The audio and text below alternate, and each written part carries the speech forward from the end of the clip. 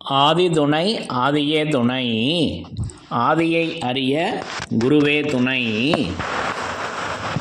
மரளி கைதிண்டா சாலை ஆண்டவர்கள் மெய்மதம் மெய்மன ஞானம்.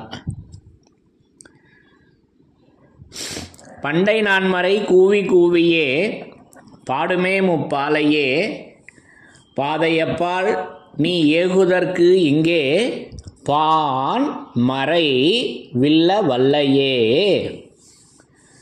பண்டை நான்மறை கூவி கூவியே பாடுமே முப்பாலையே, பாதையப்பால் நீ ஏகுதற்கு இங்கே பான் மறை வில்ல வல்லையே. எல்லோருக்கும் நமஸ்காரம். விரிபுவன வேதமாமறைகளின் அதிகாரண செழுங்கலை கருவூலத்து ஆண்டவர்கள் திருவாயுரை விரிப்பு. இந்த மெய்ப்பாதை வேறு. வேதம் ஆசான் திருமேனி. வேதம் ஆசான் திருமேனி. வேதத்தை ஓதினாலே புண்ணியம். வேதங்கள் பூராவும் தித்திக்குது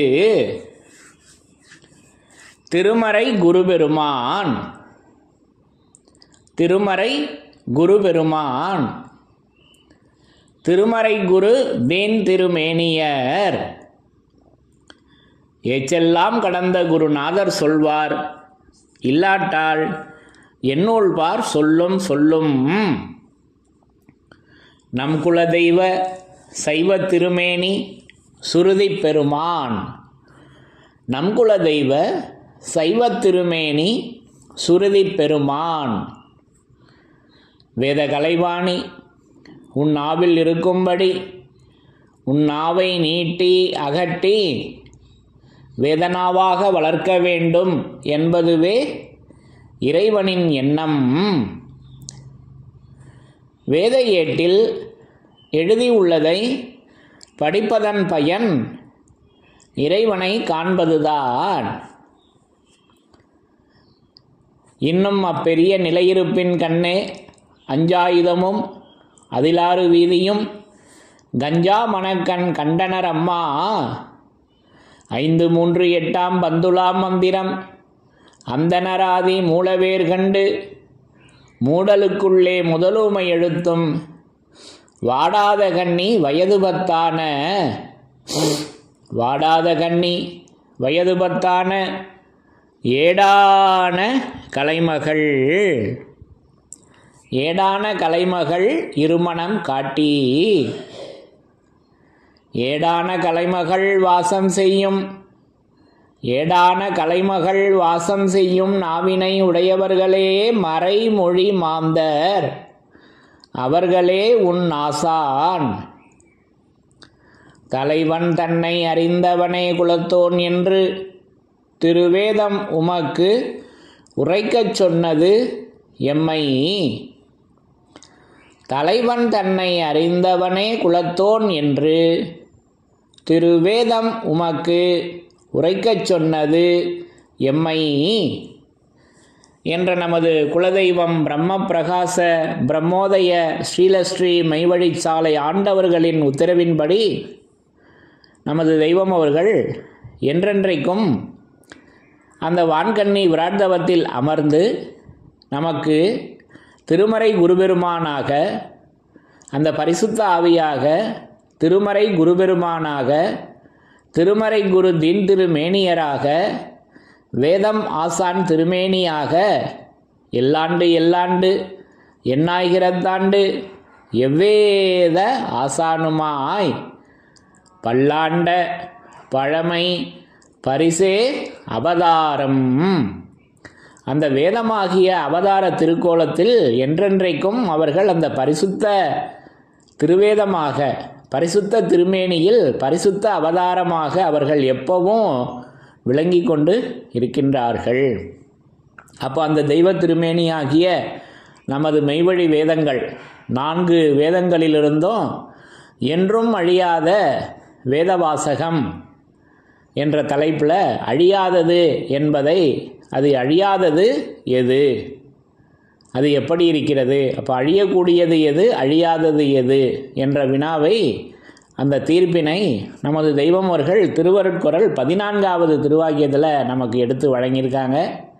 இந்த உடலானது அழியும், ஆனால் நித்திய பொருளான உயிர் அழிவதில்லை. நித்திய உடல் ஒன்றை அந்த உயிரானது எடுத்துக்கொள்ளுகிறது. இந்த பிரம்ம வித்தையின் பெரிய ரகசியங்களை தெரிவிக்கத்தான் கோவில்கள் உண்டாயின என்று தங்களுடைய திருவருட்குறள் தீர்ப்பில் 14வது திருவாக்கியத்தில் அந்த தீர்ப்பினை இயற்றி என்றென்றைக்கும் அவர்கள் உள்ளார்கள். அப்போ அழியக்கூடியது உடலாகவும் அழியாதது உயிராகவும் இருக்கிறது. உடல் அழியும், ஆனால் உயிர் அழியாதது. அப்போது அது நமது தெய்வம் அவர்களின் உயிர் என்றைக்கும் இருக்கக்கூடியதாக அது விளங்கி கொண்டு இருக்கின்றது. அது அந்த உயிர் தானே நம்மளுடைய உயிர். நம்மக்கிட்டையும் ஒரு உயிர் இருக்குது நம்மளுடைய மாமிச தேகத்தில். அதற்கு பெயர் உயிரா? இல்லை. அப்போ இது வேதத்தில் நாம் காணுகின்ற கேட்டு பார்க்கின்ற தரிசனை. அப்போது அந்த அழியாதது எப்படி இருக்கிறது என்பதை தான் நம்ம வினாவாக எடுத்துக்கொண்டு, அது நம்முடைய 4 வேதங்களிலும் நம்முடைய புன்னரங்க தேவாலயத்தில் படிக்கப்பெறுகின்ற அங்கீகாரம் செய்யப்பெற்ற அந்த 4 வேதங்களிலிருந்தும் ஒவ்வொன்றாக அதனுடைய பரிமாணங்களை, அதனுடைய செயலடையாளங்களை நம்முடைய ஆதிமை உதயபூரண வேதாந்தத்திலும் ஆதி மான்மியத்திலும் திருவருட்குறள், திருமெஞ்ஞான குறள் ஆகிய 4 வேதங்களிலிருந்தும் என்னுடைய புரிதலில் நான் தேடி பார்த்த அளவில் 100 இடங்களில் எனக்கு கிடச்சிது. அப்போது அதை தான், அது என்னது என்றால் அது அழியாதது எப்படி இருக்கிறது என்பதை முதல் பகுதியில் எடுத்துக்கிட்டோம் அல்லவா? அப்போ அழியாதது எது என்பதை, அழியக்கூடியது எது, அழியாதது எது என்பதை கேள்வியை நம்ம திருவருட்குறள் 14வது திருவாக்கியத்தில் எடுத்துக்கொண்டோம். அதற்கு எழில் சிந்தும் விடை ஆதி மான்மியம், விற்பதிப்படி வேதத்தாய் மான்மியம், அருள் அடைபடுத்து தேவ எழிலோங்கி வளரும் மான்மியம், அது அருள் அடைபடுத்து வேத எழிலோங்கி வளரும் மான்மியம், கான்முளையாகிய ஆதிக்கு முன் ஆதியாக இருந்து எடுத்து எழுதி வருகின்ற தவ ஆதீன மான்மியம், அங்கனம் எழும்பி ததும்பி நின்றதானது இங்கனம் இத்தெய்வீக மான்மியம், பூமியடங்களுக்கும் ஓதும் புராதன மான்மியம், பன்னெடுங்கால நன்னெடும் சீரின் இன்னெடும் பவிசு இதயமேடேறி உதயம் செய்து ஒளிப்பரவி மறுவ வரும் அகமிய மகான்மிய மாமரை வேதங்களினுடைய நீதி விதி ஆதிமூலம் துவங்கி காரணகாரிய வித்து விளைவு வகிர்ந்து செஞ்சீரேறி ஓடி வருகின்ற மான்மியத்தில் அந்த ஜீவசிம்மாசன பருவத்தில் அந்த எழில் சிந்தம் விடையினை முதல் விடையாக படித்து தரிசனை செய்தோம். அப்போ அதை நமக்கு பிரசங்க பகுதியில் அந்த வெற்றி மாணிக்க செயல்வாக்கில், அதாவது இந்த உலகத்தில் உனக்கு சிரசு எப்படியோ அப்படி போலவும். அப்போது என்சான் உடம்புக்கு என்ன பிரதானம்? சிரசே பிரதானம். கேள்விப்பட்டிருக்கோம் அல்லவா பெரியோர்களுடைய வாக்கு. என்சான் உடம்புக்கு சிரசே பிரதானம். அந்த சிரசுக்கு எது பிரதானம்? அதை தான் இங்கே பேசி வர்றாங்க. அதாவது இந்த உலகத்தில் உனக்கு சிரசு எப்படியோ அப்படி போலவும் இன்னும் அதற்கும் மேலுமாக, இப்போ சிரசுக்கும் மேலானது என்ன அப்படின்னு இங்கே பேசி வர்றாங்க. அதுதான் அந்த அழியாதது. அப்போ அதற்கும் மேலுமாக இருக்கும் இது என் வார்த்தை அழியாது நிச்சயம். நிச்சயமாக அழியாதுங்க. அது இறைவனுடைய அந்த திருவார்த்தை. அப்போ நமது தெய்வ தனிப்பிரான் அவர்களுடைய திருவார்த்தையே மௌனதாரை. சர்வலோகத்தினும் பெரிது இது ஒன்றுதான் என்ற எமது ஊக்கமும் துணிச்சலுமே எம்மை அந்த திருவுள்ளத்தில் வீட்டில் புகுத்தாட்டியது என்று தங்களுடைய அனுபவத்தை நம்முடைய திருவருட்குறள் 267வது திருவாக்கியத்தில் அருளி இருக்கிறார்கள் அல்லவா? ஆக இப்படி அந்த திருவார்த்தையை மௌனதாரையாக எடுத்துக்கொண்டு அதன் பரிணாம வளர்ச்சியினை வரிசையாக ஒவ்வொன்றாக படித்து தரிசனை செய்தோம் அல்லவா? அப்போது இது கடைசி பதிவு, 100வது பதிவு. அப்போ இந்த பதிவை நான் நம்முடைய திருவருட்குறளிலிருந்து எடுத்துக்கொண்டேன். இது நமக்கு திருவருட்குறள் 294வது திருவாக்கியத்தில் இந்த கடைசி பதிவினை நான் எடுத்துக்கொண்டேன். இதில் அற்புதமாக நமக்கு அதனுடைய பயன் என்ன என்பதை நமக்கு மனித உடல் எடுத்து பிறந்தவர்களுக்கு இளமையிலேயே கற்பிக்க வேண்டிய 4 பாடங்கள் என்று 4 பாடங்களை நமக்கு தெய்வம் அவங்க இந்த திருவாக்கியத்தில் அருளியிருக்காங்க. அதில் கடைசியாக அந்த சிறப்பு வருகிறது. அதை தான் நானும் இங்கே நமக்கு கடைசியாக எடுத்துக்கொண்டேன். 100வது பதிவாக அந்த அழியாதது எப்படி இருக்கிறது, அதனுடைய அந்த முடிவாகிய பலன் என்ன என்பதை இங்கே நமக்கு தெய்வம் அவங்க ஸ்பஷ்டமாக இந்த திருவாக்கியத்தில் எடுத்து வழங்கியிருக்காங்க. அப்போது அந்த திருவாக்கியத்தை நம்ம தரிசனம் செய்வதற்கு முன்பாக இதுவரை நாம் தரிசித்த அந்த 99 பரிணாமங்கள், அந்த இறைவனுடைய நமது தெய்வம் அவர்களின் அந்த மௌனதாரை அழியாதது அந்த மௌனதாரை தாங்க. அழியக்கூடியது உடல், அழியாதது உயிர். அந்த உயிர் அழியாதது, அது மௌனதாரையாக இருக்குது, திருவார்த்தையாக இருக்குது. அதனுடைய பரிணாமங்கள் எப்படியெல்லாம் நம்ம அதை படித்து தரிசனம் செய்தோம் என்பதை சுருக்கமாக இதுவரைக்கும் படித்து தரிசனம் செய்த அந்த 99 இடங்களையும் அந்த தலைப்புகளை, அந்த மௌனதாரை, அதனுடைய அழியாத அந்த மௌனதாரை என்னென்ன நாமங்கள்லாம் அது சூடி இருக்கின்றன என்பதை என்னுடைய புரிதலில் நான் தேடி பார்த்த அளவில் எனக்கு கிடைத்த அந்த முத்துக்களை சுருக்கமாக வரிசையாக அந்த தலைப்புகளை, அந்த செயலடையாளங்களை ஒவ்வொன்றாக முதல்ல படிக்கலாம். அது முடிஞ்சதுக்கப்புறம் அந்த 100வது பதிவு நமக்கு தெய்வம் அவங்க என்ன பேசி வர்றாங்க என்பதை அந்த 294வது திருவாக்கியத்திலிருந்து படித்து தரிசனம் செய்யலாம். அப்போது அந்த 99 நாமங்களின் சுருக்கம் என்ன என்பதை முதல்ல படித்து தரிசனம் செய்யலாமா? நல்லது. 1. சிரசை விட மேலாக இருக்கும் மௌனதாரை. அப்போ இதை தான் நம்ம முதல்ல நம்ம எடுத்துக்கொண்டோம் அல்லவா? அப்போது அந்த சிரசை விட மேலானதாக இருக்கும் அந்த மௌனதாரை, அதுதான் அழியாது நிச்சயம். 2. படிப்படியாய் நிற்கும் இறைவன். அப்போது இது நம்ம மெய்வழி நூலில் படித்து தரிசனம் செய்தோம் அல்லவா? அழியாது படிப்படியாய் நின்ற பேச்சை. அப்போ அழியாதது அந்த பேச்சாக இருக்குது அல்லவா? அது அந்த அழியாது படிப்படியாய் நின்ற பேச்சு. 3. யுகாந்த நாட்ட செல்வம். அப்போ அது அருளாக இருக்கிறது அல்லவா? அண்டாண்டங்களும் கடந்து அகண்டங்களும் நிறைந்து சர்வ லட்சணங்களையும் வடித்து சர்வபோகத்தையும் அனுபவித்து எல்லாவற்றையும் ஒரு நொடிக்குள் வைத்து திணித்து தருவது, சர்வகாலங்களும் அழியாதிருப்பது அருள். அப்போ அந்த அழியாதிருக்கின்ற அந்த அருளை, அதுவே யுகாந்த நாட்டு செல்வம் என்று நமக்கு திருவாக்கியங்கள்லேருந்து படித்து தரிசனம் செய்தோம் அல்லவா? அப்போது அந்த அழியாதது அது அருளாக இருக்கிறது, அது யுகாந்த நாட்டு செல்வமாக அதை நமக்கு தெய்வமவங்க வழங்கியிருக்கிறார்கள். 4. வைரமணி தேகம். அப்போது அந்த இறைவனுடைய மௌனதாரைக்கு பேர் வைரமணி தேகம். 5. கலை கூவும் ஒளிவா மேரு. அப்போது அது தெய்வ தேடுகுடகத்தில் அழியாத கலை கூவும் ஒளிவா மேருவை நாடி என்று தரிசனம் செய்தோம் அல்லவா? 6. சுயராஜ்ய இன்பம். அப்போ அது அழியாத சுயராஜ்ய இன்பம். ஆதி மான்மியத்தில் அழிகலி பருவத்தில் இஜீவிய வாழ்விலேயே முயற்சித்து அடைய வேண்டிய அந்த பெரும் பயனாக அதை நம்ம படித்து தரிசனம் செய்தோம் அல்லவா? 7. பிரம்மரந்திர அதிமுகோன்னத பீடம். அப்போது அது திருவருட்குறள் திருவாக்கியத்தில் அழியாத பிரம்மரந்திர அதிமுகோன்னத பீடத்தை அடைவிக்கின்ற மெய்க்கல்வியை அது இருக்கும் எல்லை நாடி அடைவதே என்று அதை படித்து தரிசனம் செய்தோம். அப்போ இப்படியெல்லாம் அந்த நாமங்களை அந்த அழியாத அந்த மௌனதாரை சூடி கொண்டு இருக்கின்றது. 8. சத்தியம் விளையும் தலம் அறிவு ஆண்மை. அப்போ அது சத்தியமாக, அது சத்தியம் திரண்ட சாயுட்சிய கடலாக அல்லவா அந்த அழியாதது இருக்கிறது.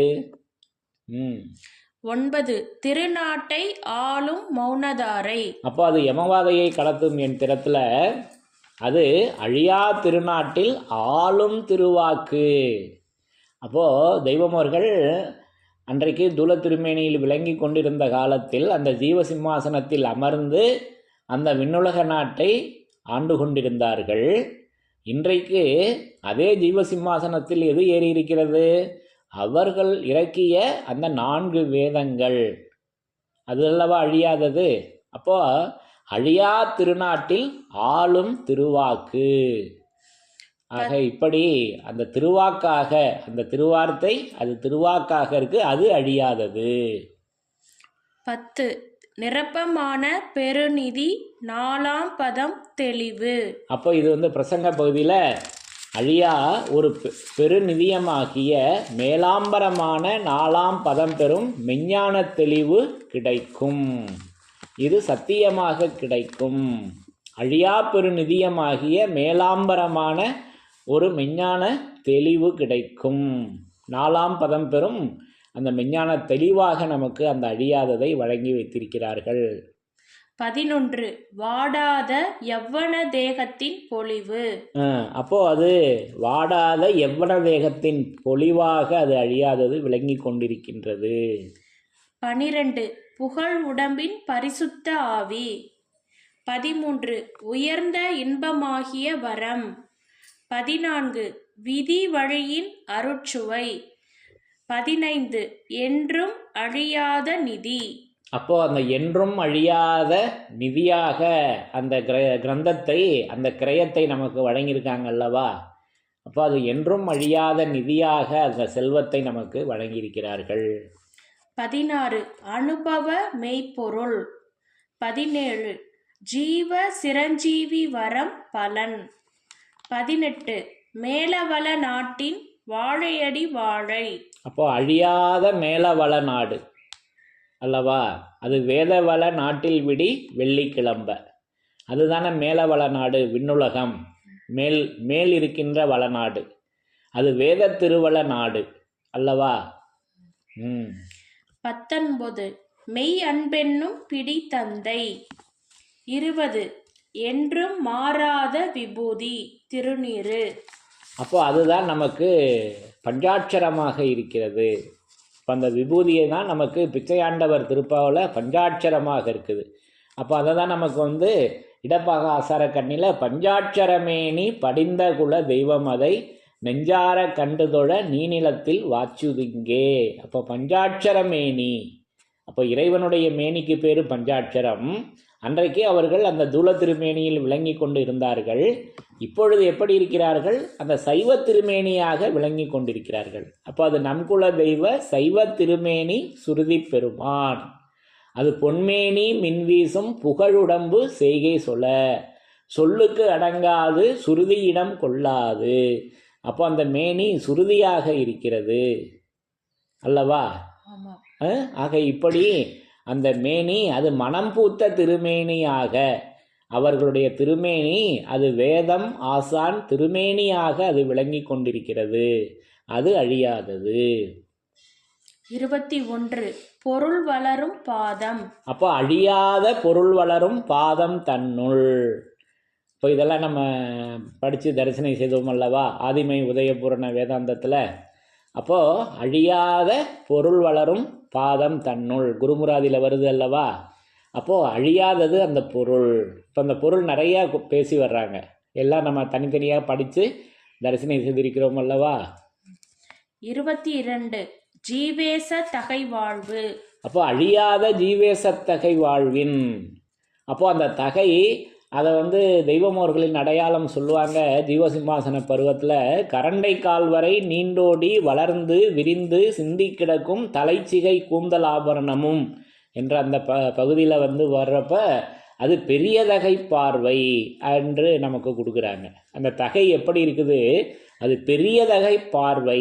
இப்போ பார்வை அது கண்ணில் பார்க்கக்கூடிய பார்வையானா அதுதான் நமக்கு தெரியும். அப்போ அந்த பெரிய தகை, அந்த தகை என்பது பார்வையாக இருக்குது. அப்போ அதுதான் இங்கே என்னவா இருக்குது? ஜீவேசத்தகை வாழ்வையாக, அது ஜீவேசமாக, அது ஜீவனாக இருக்கிறது.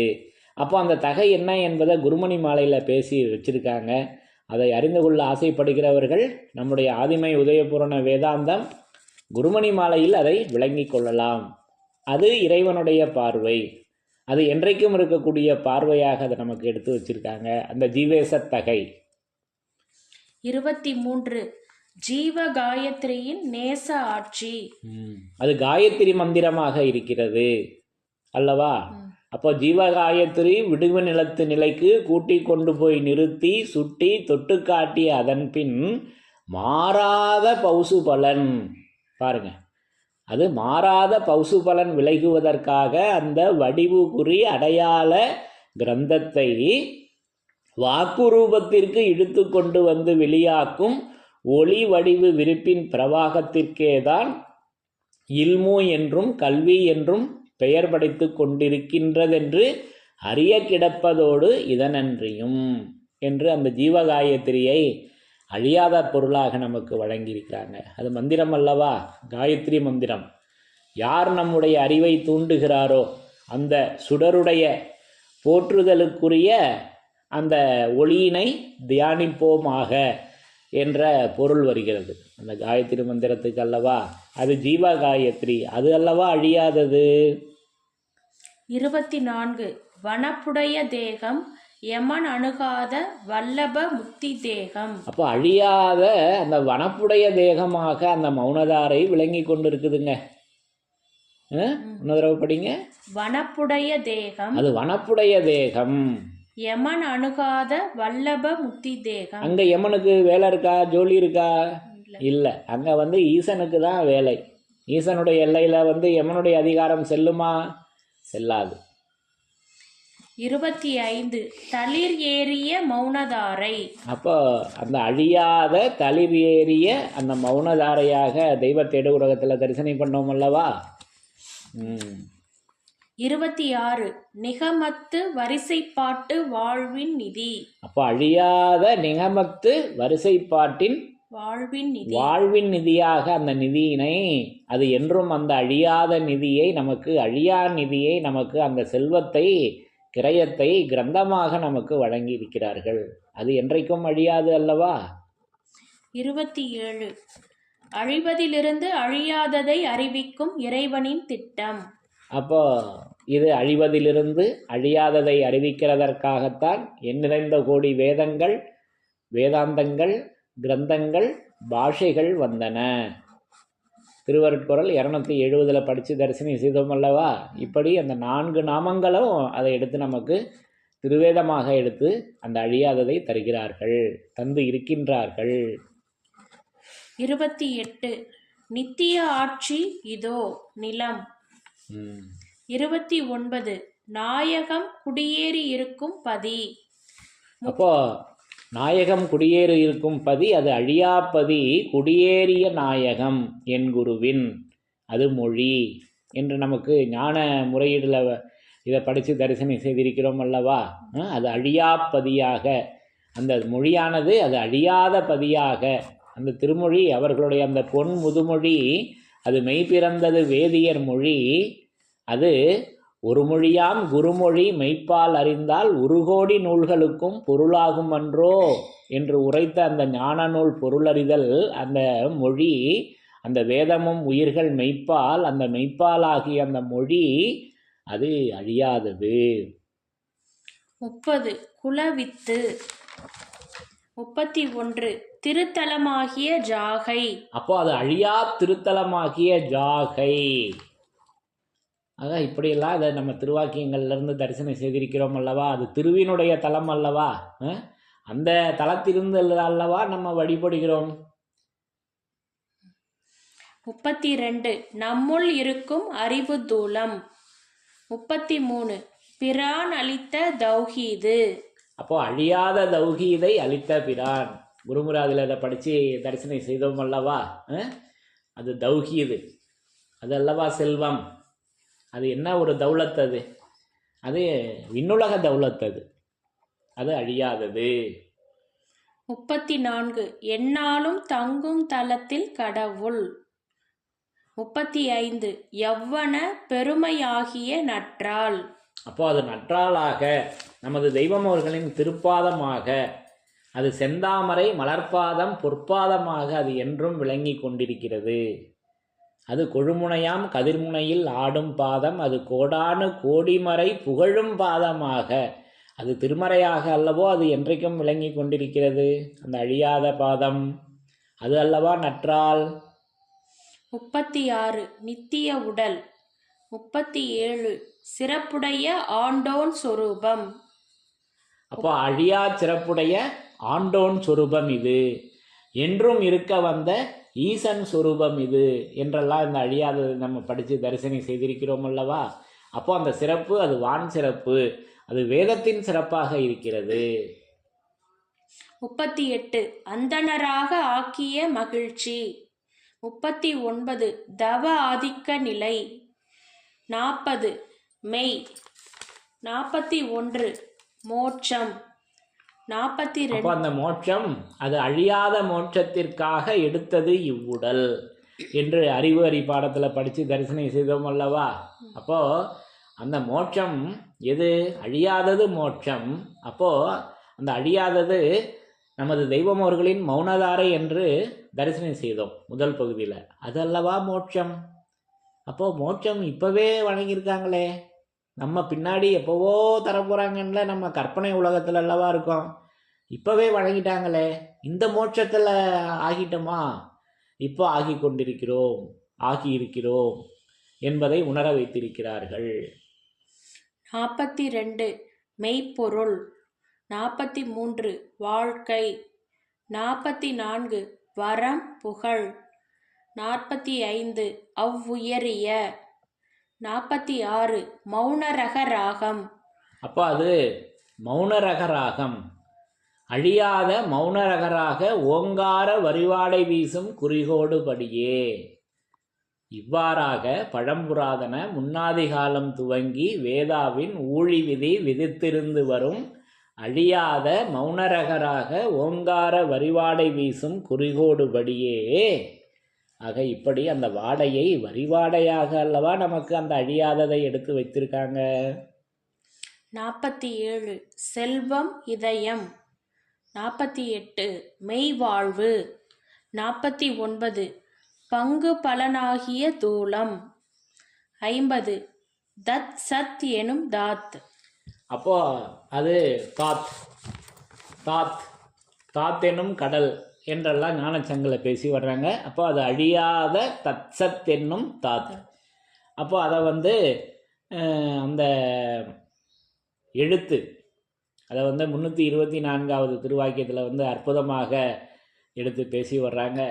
முன்வந்த வேதமாமரைகளில் ஊமை எழுத்தென்றும் பிள்ளையார் சுழி என்றும் முச்சுடர் என்றும் மோன எழுத்தென்றும் அடிமுடி நடு என்றும் அகம் பிரம்மாஸ்மி என்றும் ஓம் சத் சத் ஓம் தத் சத் என்றும் ஓம் ஸ்ரீஹலால் என்றும் கூறி வைத்துள்ளதையே குருவான் சரிவாகிய புர்கான் வேதத்தின் முன்முகப்பில் அலிப்லாம் மீம் என்ற அளவு குறி அடையாள அகமிய கிரந்தமாக எடுத்து வைத்துள்ளது. அப்போது அந்த கிரந்தத்துக்கு எவ்வளவு நாமம் கொடுக்குறாங்க பாருங்க, 10 நாமம் கொடுத்துருக்காங்க வரிசையாக. அப்போ அது ஓம் தத் சத், அது ஓம் ஸ்ரீ ஹலால் என்று, அது அடிமுடி நடுவாக, அது அகர உகர சிகரமாக, அது அலீப்லா மீமாக அதை எடுத்து நமக்கு வழங்கி வைத்திருக்கிறார்கள். அது அல்லவா அழியாதது, அது மௌனதாரை, அது அந்த திருவேதம். 51 ஸ்வர்ணதேக வல்லபம். 52 தமர். 53 உடல். 54 சலியாது எழும்பிய ஆசை. அப்போ அந்த ஆசை அழியாத ஆசை, சலியாது எழும்ப என்று நமக்கு மான்மியத்தில் வழங்கியிருக்காங்கல்லவா. அந்த ஆசை அதோமுக ஆசை கடலானது என்றெல்லாம் அதை நம்ம விரிவாக படித்து தரிசனம் செய்தோம் அல்லவா. அது அழியாதது. 55 சிறப்பு. 56 புகழ் உடம்பு. 57 தலையுகம். 58 பெருஞ்செல்வத்துறை. 59 நித்திய நன்மை. 60 நித்திய முத்தி தூலம். 61 சொர்க்க நிலம். 62 வஸ்து அணு. 63 நலம் கொழிக்கும் பேரின்பம். 64 நித்திய பரம ஞானம். 65 மேனாள், 66 பொருள், 67 ஒரே தூலம், 68 பெருநிதி புது வாழ்வு. அப்போது அழியா பெருநிதி புதுவாழ்வு அளித்த பெருமானாக அல்லவா அந்த திருமறை குரு பெருமான் ஆகிய நமது தெய்வம் அவர்கள் விளங்கி கொண்டிருக்கின்றார்கள். 69 நாடு, 70 சொந்த தேகம், 71 வர வாழ்வு, 72 தூய மனு பதவி, 73 அறிவு வாழ்வு, 74 நாமம், 75 உயிர், 76 நிலைத்த சிறப்பு, 77 ஐஸ்வர்யம், 78 தெய்வ முதல், 79 மதித்தனம். அப்போ அது அழியாத மதித்தனம் அல்லவா? அந்த மதியாகிய அந்த அறிவு அது தனம். தனம் என்றால் அது செல்வம் அல்லவா? அது அறிவாக இருக்கு, அது அல்லவா அழியாதது. ஆக இப்படியெல்லாம் நம்ம அதை தரிசனம் செய்தோம் அல்லவா. 80 வைரமணி தேகம் உயிர் உடலம், 81 நித்திய வாழ்வு, 82 பேரின்ப நித்திய தேகம், 83 புகழ், 84 மேனி, 85 நித்திய வாழ்வு, 86 நித்திய தூலம், 87 தன்மை, 88 சொல் வாழ்வு, 89 நிலைத்த சிறப்பு, 90 நித்திய செயல், 91 பேரின்பம். அப்போ அந்த அழியாததல்லவா பேரின்பமாக இருக்கிறது. இன்பமும் அதுதான், பேரின்பமும் அதுதான். இப்போ இதெல்லாம் விரிவாக நம்ம படித்து தரிசனம் செய்தோம் அல்லவா. 92 மெய் ஒன்று, 93 தங்க உடல். அப்போ அந்த மௌனதாரையாகிய அந்த அழியாத மௌனதாரை அல்லவா தங்க உடலாக விளங்கி கொண்டிருக்கிறது. அது நம்முடைய நினைவுல தங்கணுமே அல்லவா. 94 நீங்கா நிலம். அதற்கு பெயர் அல்லவா நீங்கா நிலம். அப்போ நீங்கா நிலம் என்னும் அழியாத நாடு. அகில மனுக்குல ஜென்மசாபல்ய எச்சரிக்கை பரிசுல படித்து தரிசனம் செய்தோம் அல்லவா. அது நீங்காத நிலத்தினை நமக்கு அது மௌனதாரையாக திருவேதமாக நமக்கு தெய்வம் அவங்க வழங்கியிருக்காங்க. 95 வைர உடல், 96 மெய் நிலை, 97 தெய்வீக உடல், 98 பெருநிதியம், 99 பொருள். அப்போ அழியாத பொருளாக அதை நமக்கு தெய்வம் அவங்க அதை எடுத்து வழங்கியிருக்காங்க. ஆக இவ்வளவு நாமங்களை இதுவரைக்கும் நம்ம படித்து தரிசனம் செய்திருக்கிறோம். இந்த 99 நாமங்கள் அந்த மௌனதாரை அந்த திருவார்த்தைக்கு, அந்த அழியாத திருவார்த்தைக்கு இவ்வளவு நாமங்களை நம்முடைய 4 வேதங்கள்லேருந்து மட்டும் நமக்கு எடுத்து வழங்கியிருக்காங்க.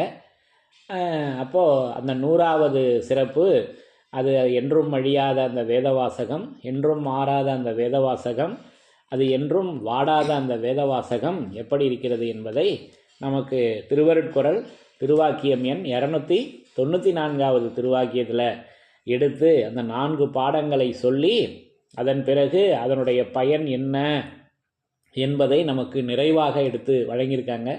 அதனால தான் இந்த வாக்கியத்தில் இப்போ இந்த சிறப்போடு சேர்த்து இது 3வது சிறப்பு இந்த ஒரு திருவாக்கியத்தில் மட்டும். அதனால தான் கடைசி பதிவுக்காகவும் இந்த ஒரு பதிவை நான் தேர்ந்தெடுத்து அதை உங்களோட பகிர்ந்துக்கலாம் என்ற ஆசை. அதை இப்போ படித்து தரிசனம் செய்யலாம்.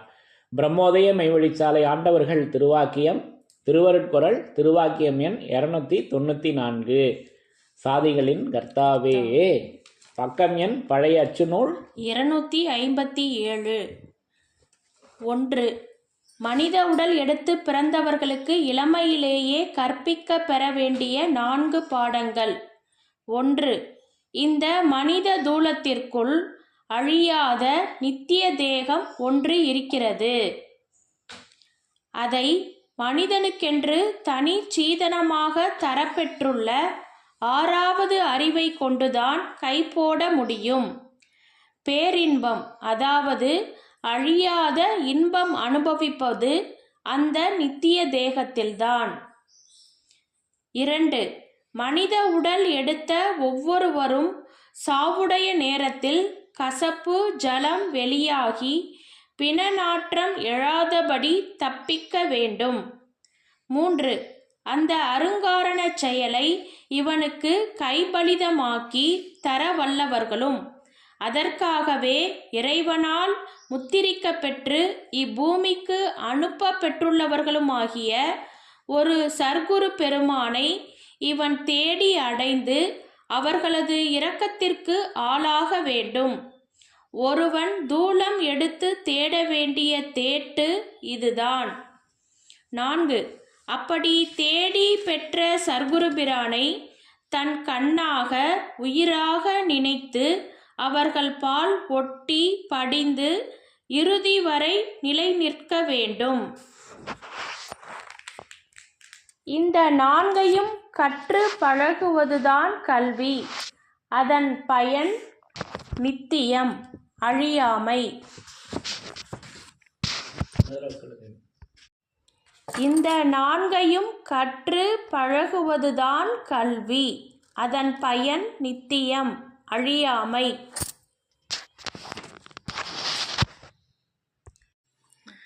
அப்போ 100வது பதிவாக எடுத்துக்கொண்ட இந்த திருவாக்கியத்தை இப்போ நம்ம படிக்க கேட்டோம் அல்லவா? அப்போது அந்த 4 பாடங்களையும் எடுத்து சொல்லி, அப்போ அந்த பாடம், அப்போ அது எண்ணியே இதையறியாரே இறைவனின் பகைவன் என்று ஓதி வரும் வேத பாடமே என்று நமக்கு ஞான முறையீடில் பேசி வர்றாங்க. அடுத்தது, வெறும் வேடத்தையும் வேத பாடத்தையும் மண்ணில் விற்று வயிறு வளர்க்க என்று முறிது சுருக்கத்தில் அந்த வேத பாடத்தின் சிறப்புகளை எடுத்து பேசியிருக்காங்க. அடுத்து, தன்னை அறிந்திடும் பொருள் சொன்ன மறை அன்னை என்றோ உண்மை உண்மை உண்மை உண்மை உண்மை உண்மை உண்மை உண்மையே உண்மையுணரா மனிதர் யானமைக்கவில்லை என ஓதி வரும் வேத பாடமே என்று அதே முறிது சுருக்கத்திலையும் மீண்டும் அந்த வேத பாடத்தை பற்றி பேசி வர்றாங்க. அடுத்து, பூரண புதையல்ல கோடான அறுபுரி நூல் அறுத்திங்கின் நூல் உரைத்தோர் குடிமார்க்கநாதரும் தன்னிலக்கணம் இங்கு அறிவார் ஒன்பொருளின் பிரிவறியார் பாவி என்று ஓதி வரும் திருமறையின் பாடம் தன்னில் என்று நமக்கு பூரண புதையல்லையும் அந்த வேத பாடத்தின் மகிமையை பற்றி பேசியிருக்காங்க. அப்போது இதை நம்ம ஏற்கனவே வேதத்தின் சிறப்புகளில் படித்து தரிசனம் செய்திருக்கிறோம் அல்லவா? அப்போ அந்த 4 பாடங்கள் அதுதான் நமக்கு, அது 4ம் நமக்கு அது மெய்க்கல்வியாக அதை நமக்கு எடுத்து வழங்கி இந்த 4ஐயும் கற்று பழகுவது தான் கல்வி. என்ன பேசி வர்றாங்க? இந்த 4ஐயும் கற்று பழகுவதுதான் கல்வி. அப்போ இந்த 4ஐயும் கற்று பழகுவதுதான் கல்வி. அப்போ கூச்சத்தை உதறிவிட்டு எம்மிடம் மளமளவென்று பேசி பழகு, வாயில் வந்ததெல்லாம் விட்டு போட்டு முதலில் கொஞ்சம் தடுமாற்றமாக இருந்தாலும் பின் வர வர நீ பேசுவதெல்லாம் கேட்பவர்கள் எல்லோரும் ஆச்சரியப்படக்கூடிய மெய் வார்த்தைகளாக வரும். பாருங்க, மெய் வார்த்தைகளாக வரும்.